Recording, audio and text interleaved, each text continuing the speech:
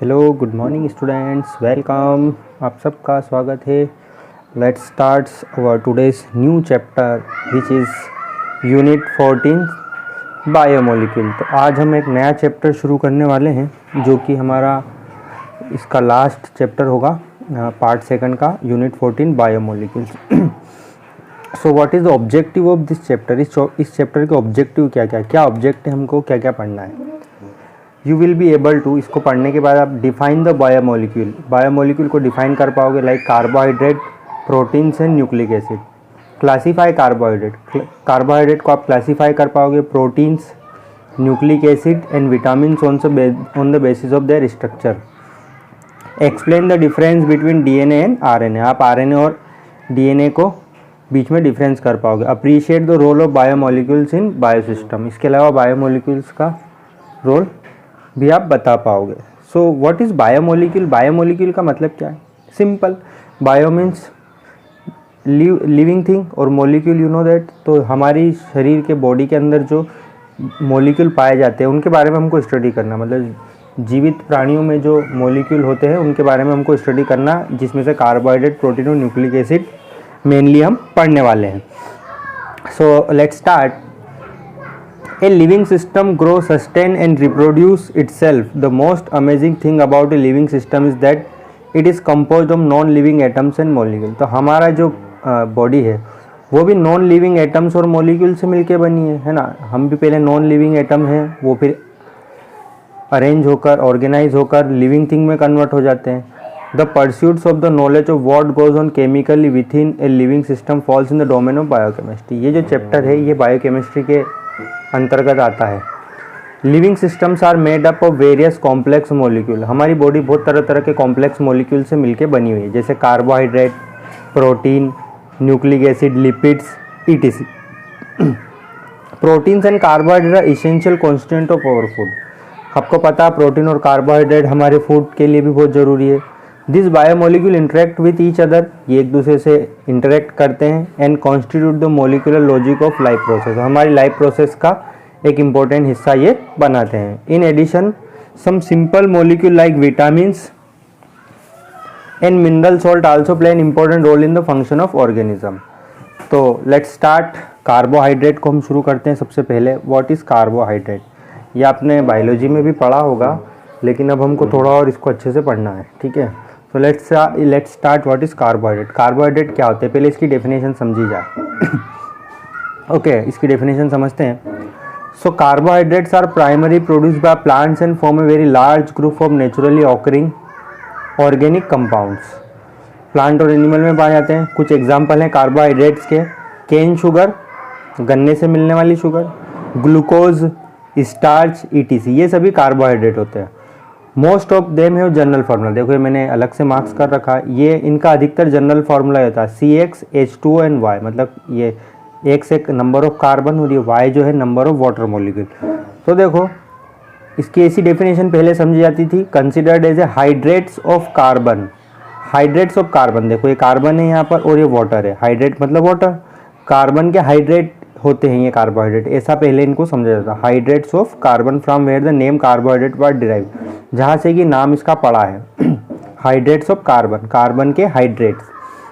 For example the molecular formula of glucose, देखो glucose का molecular formula C6H12O6 fits into this general formula. ये जो glucose का formula है ये इस फार्मूले में फिट होता है। देखो 6 कार्बन मोलिक्यूल है, 6 C6, एंड यहाँ से वाटर मॉलिक्यूल कितने बन रहे हैं, 6 वाटर मॉलिक्यूल बन रहे हैं। तो इस फार्मूले के ये जो फार्मूला लिखा है ग्लूकोज का, इस वाले फार्मूले में अच्छे से फिट हो रहा है। But all the compound which fits into this formula may not be classified as carbohydrate. लेकिन और दूसरे कंपाउंड भी होते हैं जो कि इस फार्मूले में फिट बैठ जाते हैं, लेकिन वो कार्बोहाइड्रेट नहीं है। जैसे कि हम एसिटिक एसिड को देखें, this is acetic acid CH3COOH, fits into this general formula. ये इस फार्मूले में फिट होता है। देखो 2 कार्बन, 1 और 2, C2H2O2, hydrates of 2 carbon. But acetic acid तो कार्बोहाइड्रेट नहीं होता है, तो एसिड होता है।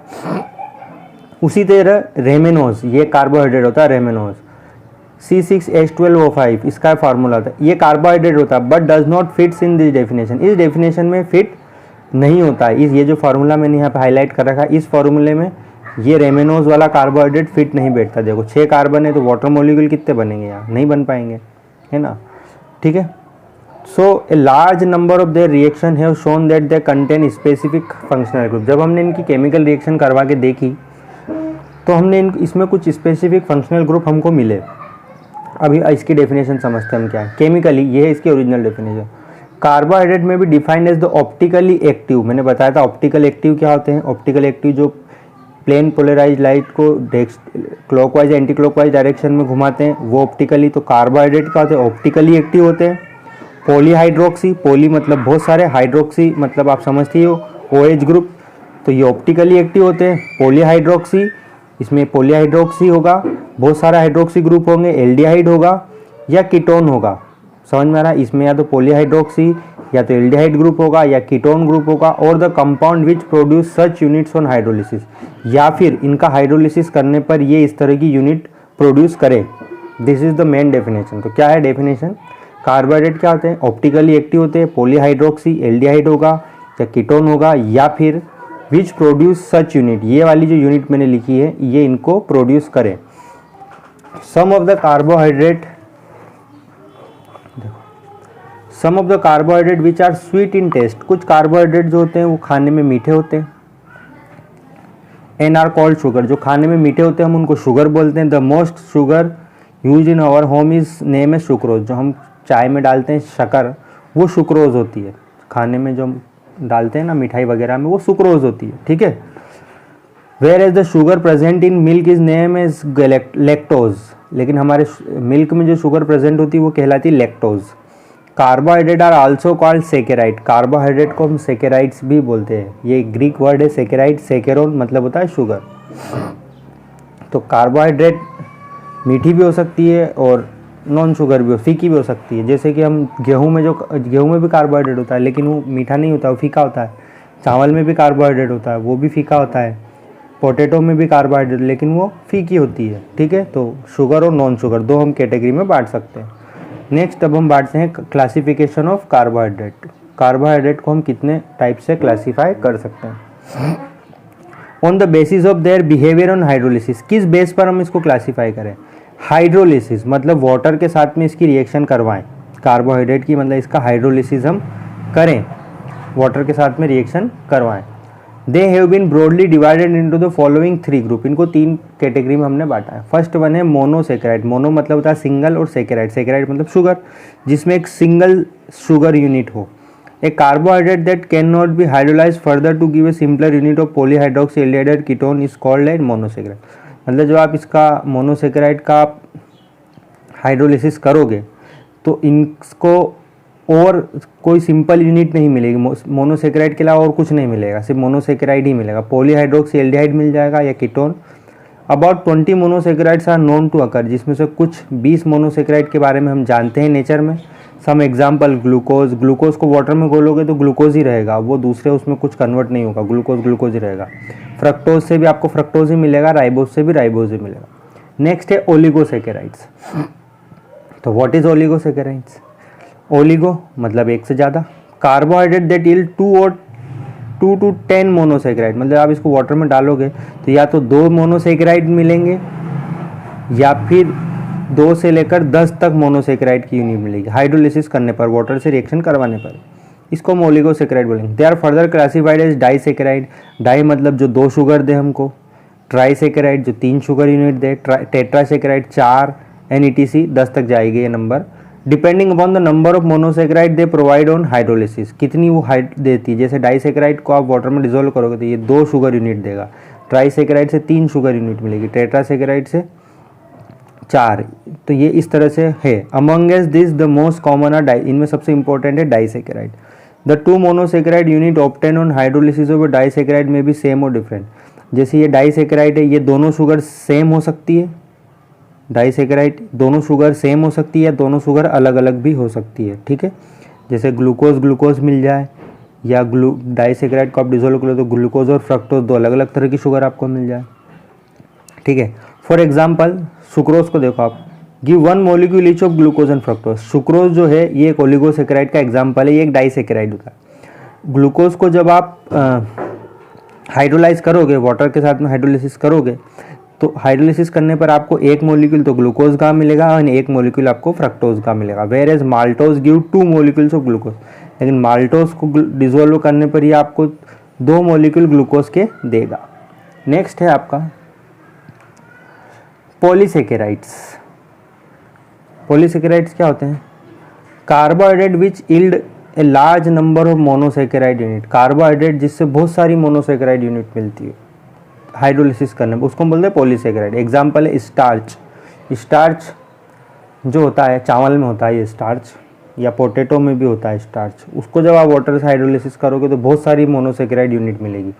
सेल्यूलोज ये प्लांट में पाया जाता है। ग्लाइकोजन ये हमारी बॉडी में स्टोर्ड रहता है, जब हम फैट ज़्यादा खा लेते हैं तो ये कार्बोहाइड्रेट बॉडी में इकट्ठा होने लगता है ग्लाइकोजन के रूप में। गम्स, ये polysaccharides are not sweet in taste, ये स्वाद में मीठे नहीं होते। Hence they are also called non sugar, इसलिए इसको नॉन शुगर बोला गया।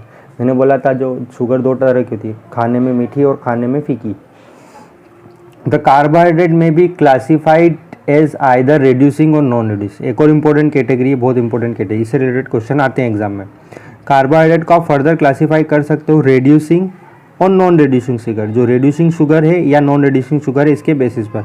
All those carbohydrate which reduce Fehling solution, बहुत इंपॉर्टेंट पॉइंट है ये, इसको हाईलाइट कर लेना। Which reduce Fehling solution, Fehling solution को जो रिड्यूस कर दे वो रिड्यूसिंग शुगर, मतलब ये रिड्यूसिंग एजेंट की तरह काम करेगी। और टॉलेंस रिएजेंट को भी reducing sugar. All monosaccharide whereas aldose और कीटोज आर रिड्यूसिंग शुगर। जितने भी मोनोसेकेराइड होते हैं वो एल्डोज हो या कीटोज हो, वो सभी रिड्यूसिंग शुगर कहलाती हैं। ठीक है, जिसमें एल्डिहाइड ग्रुप होगा या कीटोज, ये रिड्यूसिंग शुगर कहलाएंगी। तो वो शुगर जो टॉलेंस फेलिंग सॉल्यूशन को या टॉलेंस रिएजेंट को रिड्यूस कर दे वो रिड्यूसिंग शुगर कहलाएंगी। नेक्स्ट है इन डाइसेकेराइड। अगर अब हम डाइसेकेराइड की, मोनोसेकेराइड तो सभी रिड्यूसिंग होंगी, लेकिन अगर डाइसेकेराइड की बात करें, if the reducing sugar of monosaccharide aldehyde ketonic groups are bonded, इन दोनों में बॉन्ड होगा, इसके बारे में बात करता हूँ मैं बाद में। ये नॉन रिड्यूसिंग शुगर हो सकती है। Example sucrose. On the other hand sugar in which this functional group are free, लेकिन वो डाइसेकेराइड जिनमें फंक्शनल ग्रुप फ्री होगा एल्डिहाइड या कीटोन, उसको रिड्यूसिंग शुगर बोलेंगे। For example maltose and lactose, maltose and lactose. Next अब हम 1 bye 1 सबको पढ़ेंगे। मोनोसेकेराइड्स, मोनोसेकेराइड का क्लासिफिकेशन देखते हैं। Monosaccharides are further classified on the basis of number of carbon atom. Monosaccharide को आप उसके कार्बन, कितने कार्बन है उसके अंदर, उसके बेस पर, और फंक्शनल ग्रुप कौन सा प्रेजेंट है, 2 तरह से, कार्बन कितने और फंक्शनल ग्रुप कौन सा है, इसके बेस पर क्लासीफाई करेंगे। If monosaccharide contain aldehyde group, अगर मोनोसेकेराइड में एल्डिहाइड ग्रुप है, it is known as aldose, इसको हम एल्डोज बोलेंगे। एल्डोज, एल्डिहाइड ग्रुप है तो aldose. And if it contain a keto group, अगर इसमें कीटोन ग्रुप है, कीटोन ग्रुप है, तो इसको हम बोलेंगे keto group. It is known as ketose. Name number of carbon atom, ये एक टेबल दे रखी है, आप इस टेबल को देखो, बहुत ही अच्छी टेबल है ये। कार्बन एटम, 3 कार्बन एटम वाले, इसका जनरल टर्म होता है ट्रायोज। ट्राई मतलब 3 कार्बन एटम वाले। अगर एल्डिहाइड फंक्शनल ग्रुप है 3 कार्बन वाले में, इसको एल्डो ट्रायोज बोलेंगे। अगर कीटोनिक फंक्शनल ग्रुप है तो कीटो ट्रायोज इसको बोला जाएगा। 4 कार्बन वाले को हम बोलते हैं टेट्रोज जनरल टर्म से। अगर एल्डिहाइड है तो एल्डो टेट्रोज, और अगर कीटोनिक ग्रुप है तो कीटो टेट्रोज इसको बोला जाएगा। 5th देखो पेंटोज। पेंटोज में एल्डिहाइड ग्रुप होगा तो एल्डो पेंटोज, या कीटोन होगा तो कीटो पेंटोज। ओके, ये इस तरह से आप इसको देख सकते हैं। अब हम बात करते हैं ग्लूकोज की। ग्लूकोज के बारे में हमको डिटेल में बहुत कुछ पढ़ना है। Glucose occurs freely in nature as well as in the combined form. Glucose होता है नेचर में फ्रीली प्रेजेंट होता है या कंबाइंड फॉर्म में होता है। It is present in sweet fruits, मीठे फ्रूट्स में, हनी में, राइप ग्रेप्स, अंगूर वगैरह। Also contain glucose in large amount. It is prepared as follow. इसको हम जनरली प्रिपेयर भी कर सकते हैं। इसको कैसे प्रिपेयर किया जा सकता है, देखो। Preparation of glucose from sucrose, cane sugar, जो गन्ने से जो शुगर बनती है वो। If sucrose is boiled with dilute HCl, ये देखो ये H+ लिखा है, H+ मतलब HCl, एसिड है या कोई सा भी एसिड, HCl या H2SO4 है, H+। ये sucrose C12H22O11, this is the formula of sucrose, ये खाने वाली शक्कर। जब वाटर में इसको हाइड्रोलिसिस करेंगे एसिड के प्रेजेंस में तो आपको 2 मॉलिक्यूल ग्लूकोज के मिलेंगे, C6H12O6, एक मॉलिक्यूल तो ग्लूकोज का मिलेगा और एक मॉलिक्यूल आपको मिलेगा फ्रक्टोज का। तो ये इस तरह से आप प्रिपेयर कर सकते हो। या फिर स्टार्च से, फ्रॉम स्टार्च कमर्शियली, व्यापारिक तौर पर मतलब बिजनेस करने के लिए। Glucose is obtained by hydrolysis of starch, इसको हम हाइड्रोलिसिस कर सकते हैं स्टार्च का बाय बॉइलिंग इट विथ, वैसे ही इसको बॉईल कर सकते हो हम H+ के साथ में 393 केल्विन अंडर प्रेशर। देखो ये formula of star C6H10O5N, N मतलब बहुत सारी एक चेन होती है लंबी सी, N मॉलिक्यूल्स ऑफ वाटर। तो यहाँ पे आपको N मॉलिक्यूल्स ऑफ ग्लूकोज मिल जाएंगे, N कोई सा भी नंबर हो सकता है। ओके, नेक्स्ट है इसका स्ट्रक्चर ऑफ ग्लूकोज, ये सबसे इंपॉर्टेंट पार्ट है, हमको स्ट्रक्चर ऑफ ग्लूकोज को समझना है। ग्लूकोज क्या होता है? एल्डो हेक्सोज होता है। देखो नाम से पहचानने की कोशिश, एल्डो मतलब इसमें एल्डिहाइड ग्रुप होगा और हेक्सोज मतलब 6 कार्बन की चेन होगी। तो ग्लूकोज क्या है? एल्डिहाइड ग्रुप है with 6 carbon atom. It is known as dextrose, इसको डेक्सट्रोज के नाम से भी जाना जाता है, बहुत इंपॉर्टेंट नाम है ये। It is the monomer of many of the larger carbohydrate, monomer मतलब single unit, many of larger carbohydrate namely starch, cellulose. ये जो स्टार्च है, सेल्यूलोज है, ये भी मेनली इस ग्लूकोज से मिलके बने होते हैं। ग्लूकोज की एक चेन होती है लंबी सारी, जैसे स्टार्च है, सेल्यूलोज है, इनमें ग्लूकोज की एक चेन होती है। It is probably the most abundant organic compound on earth, earth पे सबसे ज़्यादा क्वांटिटी में पाया जाने वाला कंपाउंड है, प्रोबेबली संभावना। It was assign the structure given below on the basis of the following evidence. अब इसका हम स्ट्रक्चर समझने वाले हैं, ये सबसे इंपॉर्टेंट फार्मूला। इसका मोलिकुलर फार्मूला आता है C6H12O6, 6 कार्बन 12 हाइड्रोजन और 6 ऑक्सीजन।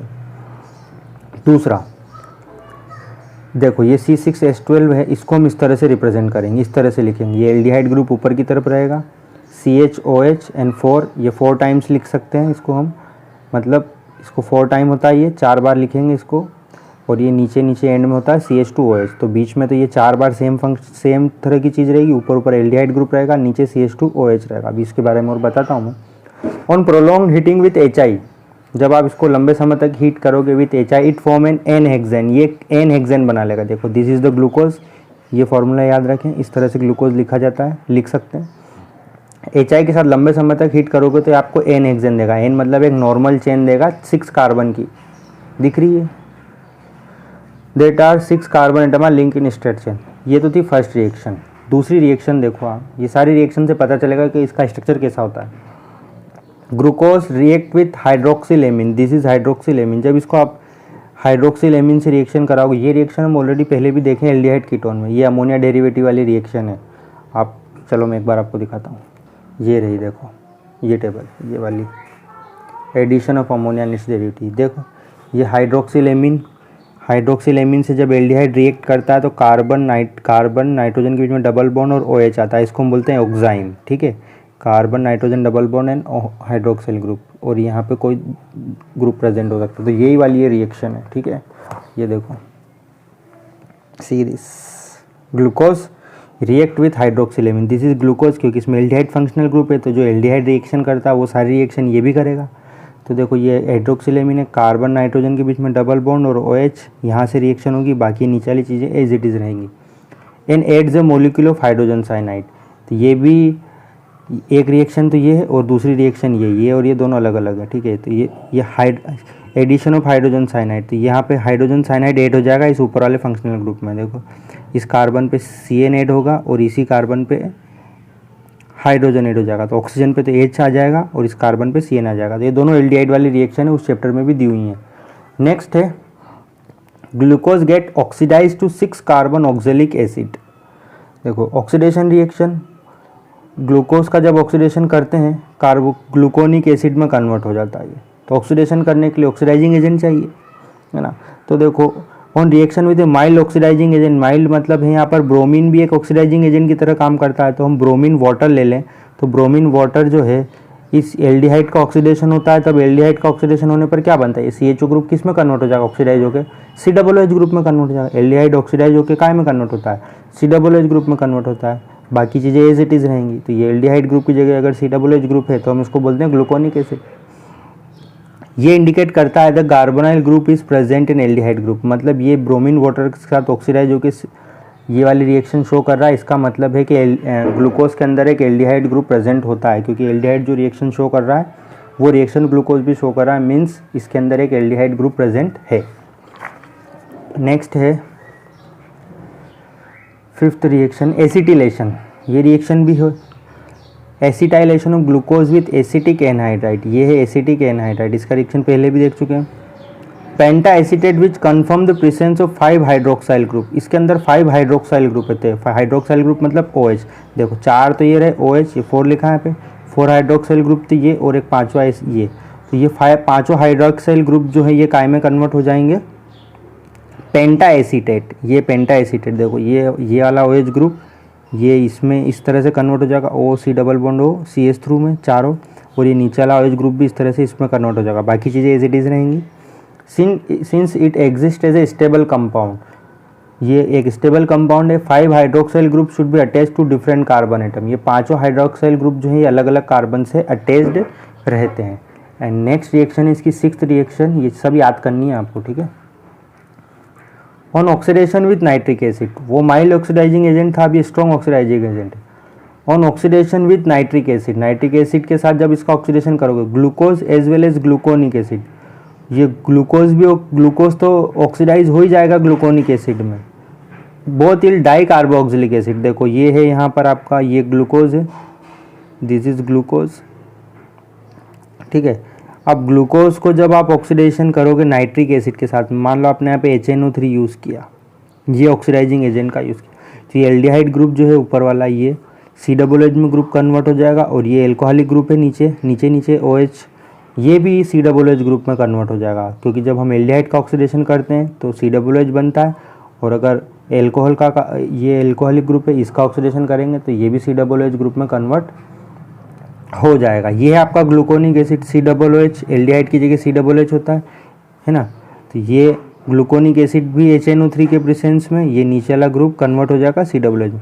तो ग्लूकोज का ऑक्सीडेशन करोगे HNO3 से तो सेकेरिक एसिड बनेगा, और अगर ग्लूकोनिक एसिड का ऑक्सीडेशन करोगे तो भी सेकेरिक एसिड बनेगा, ठीक है। तो ये रिएक्शन है 6 रिएक्शन। बाकी के स्ट्रक्चर के बारे में अभी स्ट्रक्चर ख़त्म नहीं हुआ है, वो हम बाद में नेक्स्ट सेशन में डिस्कशन करेंगे। So it is enough for today, please read it. ये सारी रिएक्शन पढ़ें, इनको अच्छे से थ्योरी को याद करें, थ्योरेटिकल चैप्टर है और स्ट्रक्चर इसमें सबसे मायने रखते हैं, ओके। आप सभी का बहुत बहुत शुक्रिया इस वीडियो को देखने के लिए। So bye bye, thank you very much.